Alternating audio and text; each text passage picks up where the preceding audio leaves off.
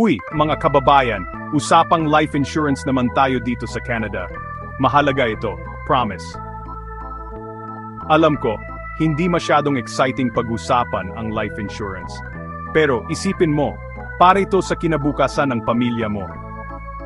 Paano kung may mangyari sa'yo? Hindi kailangan mag-alala ang pamilya mo sa mga bayarin, pambayad sa bahay, o pang-araw-araw na gastusin. Mas makapag-focus sila sa isa't isa. Dito sa Canada, mahal ang pagpapagamot, kaya malaking tulong ang life insurance para sa mga biglaang gastusin. Pwede rin itong pantulong sa pag-aaral ng mga anak mo o pang-suporta sa mga magulang mo sa Pilipinas. Parang safety net, ganun. Para kung may aberya, may sasalo sa pamilya mo. Kaya pag-isipan mo ang life insurance, ha?